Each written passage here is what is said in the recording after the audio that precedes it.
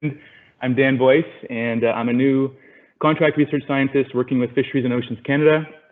But the work I'm going to be talking about today was conducted this past year and was supported by the Ocean Frontier Institute at Dalhousie University and Oceans North, a local conservation organization. The research today deals with the development of a new climate risk index, and then the implementation of that index to look at the risk for Northwest Atlantic marine species. So I'm going to start off today by providing a really quick overview of the motivations behind this work and a little bit about why I think it's important to study climate vulnerability. And for my own part, my interest in vulnerability evolved from my research activities. And for the past couple of years, I've been working with the OFI and with various conservation organizations. And my research has been kind of at the intersection between the academic sphere, trying to conduct peer-reviewed research, and then with the conservation organizations trying to think more critically about how that research can be used and applied. And the titles there are showing you some of the research outputs from this work, from this time. And you can see a couple of different themes have kind of come out of this research for me. So the first is a focus on looking at climate change. And I'm not going to get into this too much. I think a lot of our previous presenters have really emphasized how important this is and kind of what's happening with respect to climate changes. Our own research is focused on future climate changes, and we've been really showing that climate change is causing a lot of disruption to our natural systems and affecting species, populations, ecosystems, and fisheries. And of course, there's knock-on effects on the people that depend on those systems as well. Another aspect of this research is focused on the climate responsiveness of management.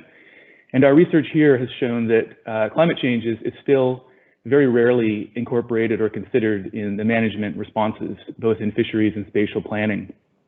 And that's a result that we see both internationally as well as here in Canada. The last part of this research is focused on thinking more critically and reviewing the best practices for creating climate-ready management solutions. And that's where climate vulnerability comes into the picture. So climate vulnerability in our review has frequently emerged as a recommended best practice for trying to facilitate and create climate-ready management solutions. So it's very widely acknowledged and recommended as an approach. And along with that, there's many published and peer-reviewed climate vulnerability studies and a lot of knowledge and information out there about climate vulnerability of species and ecosystems. But the real crux for me and the part that kind of made me scratch my head was the other part of the observation here was that the vulnerability information and all this published academic literature wasn't trickling into decision-making and management. So there wasn't a lot of implementation of this knowledge that we found in things like fisheries assessments and MPA management plans, which really made me sit down and kind of wonder about why this was and sort of formed the starting point for this research. So one of the first exercises that I did was to sit down and think about what decision makers and managers would require from these vulnerability assessments in order to make use of them and integrate them in an effective way. This is the list that I came up with. So I think that this vulnerability information needs to be spatially explicit because management is inherently spatial. We need methods and data and approaches that are quantitative, comprehensive, standardized, and flexible. And lastly, and perhaps most importantly, we need to have results and information that's interpretable and can be clearly communicated to decision makers and stakeholders. So when I cross-referenced that list against the existing vulnerability assessments, I found that there was a generally low correspondence. And that's not universal, but I found that in general, vulnerability assessments tended to be non-spatial. They tended to be semi-quantitative. They're often incorporating expert opinions and ranking systems. 9/10 of them omit at least one of the three vulnerability dimensions. 9/10 of them are focused on terrestrial systems rather than marine, and they often tend to focus on specific species groups or regions. They tend to be less flexible than we would like, and they often report their vulnerability scores as rankings on relative scales, which makes them somewhat challenging to communicate to decision makers. And so this sort of dichotomy between the management needs and what's available in vulnerability assessments sort of formed the basis for the last year of research that I've been involved in. And these requirements here on the left-hand side of the figure, they formed kind of a list of design criteria as we proceeded with our vulnerability research.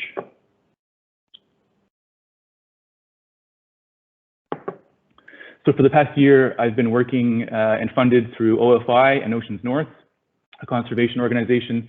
And the research is basically focused on these three attributes. So the first is developing a framework to assess species vulnerability and risk to climate changes, and trying to implement as many of those design criteria as we could. Implementing it globally to demonstrate that it could be used to comprehensively evaluate vulnerability for all species globally. And then demonstrating that it could be flexibly implemented at a more local or regional spatial scale, and potentially be used to support and inform decision-making. So today I'll be focusing predominantly on providing you a very, very, very brief overview of the framework that we developed, and then providing some very early results, looking at the regional implementation of this here in Atlantic Canada. So again, this is going to be a very quick overview of the framework that we developed. There's not going to be any math or statistics that I'm going to go through here. So it's just intended to give you a general impression of how the framework operates. So it's both taxonomically and spatially explicit. So it operates at the species level, and then it also evaluates vulnerability across the geographic distribution of the species. So in this example, we have an example species, a shark, and the map is showing you where it lives. So for each location across the distribution of the species, we estimated 12 different climate indices. And these are indices that were developed in the peer-reviewed literature, and they're those that have been found to carry unique, important information about how different species respond to climate change. And you can see here that they're aggregated by color into the different dimensions of climate vulnerability that they represent. So the blue indices are ones that represent the species' current sensitivity to climate change. The red ones represent the projected or anticipated future exposure of species to hazardous climate conditions. And then the yellow ones represent the species' innate adaptive capacity to deal with negative climate impacts, so the resilience of species. We standardized those indices so that they were on a scale between 0 and 1. We use them to calculate the three dimensions that I just mentioned of climate change. And we then use a statistical algorithm to integrate those and estimate the vulnerability of species. And it's important to mention here that we were estimating the uncertainty of these indices and the dimensions, and then propagating that through so that we get not only an estimate of the vulnerability of species at each location, but also an estimate of how uncertain we are in that estimate, which I think is important to note. We then can overlay those maps to estimate the vulnerability of ecosystems. We developed an approach that translates those relative vulnerability scores into absolute risk categories, so they can be more effectively used and incorporated into decision-making. So the four risk categories here are negligible, moderate, high, and critical, where the critical category denotes a species and a location that's almost certain to experience adverse climate impacts. And then lastly, we can overlay those risk maps to evaluate the risk for ecosystems. So again, this framework was, we were trying to really prioritize those design criteria that I mentioned earlier, so that this information could be potentially more useful to decision makers and managers. So getting into some very early results here of the implementation of this in the Northwest Atlantic, we applied this to 2,500 species in this spatial domain. And you're looking here at the ecosystem climate risk for the area. So the map here is showing you the climate risk represented as a proportion of the species that are at either a high or critical climate risk. And this is under a high emission scenario. And you can see here there's a lot of spatial variability in climate risk across the study area. So several of the areas, like the nearshore areas in particular, the Gulf of St. Lawrence, the little pocket there in the high Arctic, and on the Grand Banks have a higher proportion of species at risk. We also found that higher trophic level components, higher trophic level predators, tended to have a higher climate risk than low. We also use this approach to look at the impact of emission mitigation on the risk reduction for ecosystems. And you can see there the map is showing you the results of that. So the green depicts areas where the proportion of species at risk goes down if you mitigate emissions. So we saw that there was a risk reduction was almost universal with emissions mitigation across the study area. But there is a couple of areas here towards the southern portion of Baffin Island where there was actually an increase in risk. Okay, we also evaluated the climate risk for species. And again, we had 2,500 species roughly in our analysis. And of those, roughly a third of them were at either a high or critical climate risk. And on average, the species were at risk across a third of their geographic distribution. We also evaluated the climate risk for exploited versus non-exploited species. And we found that the risk profiles were very similar between exploited and non-exploited species, but the way that they were vulnerable to climate was actually much different. So exploited species tended to be more sensitive to climate impacts. They also tended to have a higher adaptivity potential, but their risk of exposure to hazardous climate conditions was far greater than for non-exploited species. So 3/4 of the exploited species were at a high exposure risk compared to only 22% of the non-exploited species. And on average, an exploited species was at high exposure risk across almost 3/4 of its geographic range, compared to only 24% for non-exploited species. And you can see from the figures here that also propagated through. So emission mitigation also had a larger impact on those exploited and high value species.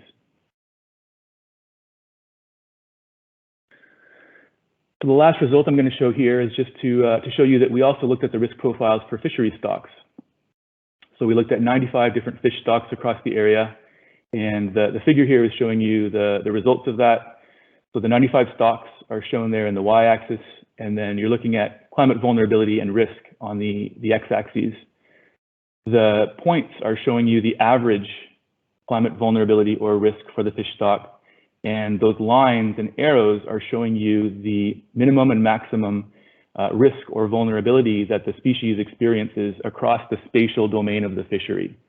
So it's a measure of the spatial variability in risk. So a couple of results to point out here. Firstly, that the fish stocks being exploited, they also were very responsive to emission mitigation, so a big reduction in risk and vulnerability with mitigation. And then we also found that with fisheries and also with species, there was considerable spatial variability that was experienced. So even though a fish stock might be at moderate risk overall, it could experience critical risk across some part of its distribution. And alternatively, it could also experience a negligible impact. So it's important to consider the spatial variability in vulnerability and risk, along with the taxonomic patterns that we see.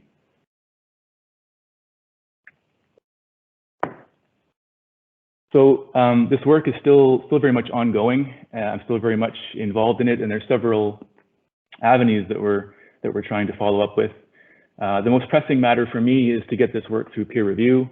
So the framework analysis and the global analysis paper are currently under review. The downscaled analysis that I showed you across the Northwest Atlantic is currently in preparation, and we're hoping to submit that in the next few weeks. And the big next step for me will be taking up a part-time position for the next few years, working with DFO to further develop this risk index and try and incorporate it into the Coastal Infrastructure Vulnerability Index that Blair Greenan presented a few weeks back. So I'll be working with Blair Greenan and Nancy Shackle and other people within DFO to do that, which I'm very excited about. Also looking towards further exploring options for trying to operationalize this.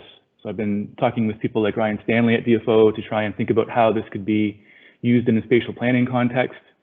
Also looking at expanding the taxonomic and spatial scope of the analysis. So including more species and expanding the analysis to different ecosystem types. And then trying to think about looking for case studies where we can try and downscale this and see how it can be used at a finer and smaller spatial scale. So my last slide here, I just have to acknowledge the wonderful group of co-authors that I've been working with. I'm presenting this work, but of course, it was the work of many hands. And these people have been wonderful to work with. They're people from DFO, from NOAA, from the NGO world, from academia, many different time zones and countries represented here. And it's been a really wonderful and supportive group. And they've really contributed to making this what it is. And then lastly, I want to acknowledge my funders. This started off as kind of a passion project for me, and I had to secure the funding. And so I'm really grateful that OFI and Oceans North agreed to fund this work and to take a chance on it. I want to thank them as well. And that concludes my talk. So thanks very much for listening. Holy moly, Dan.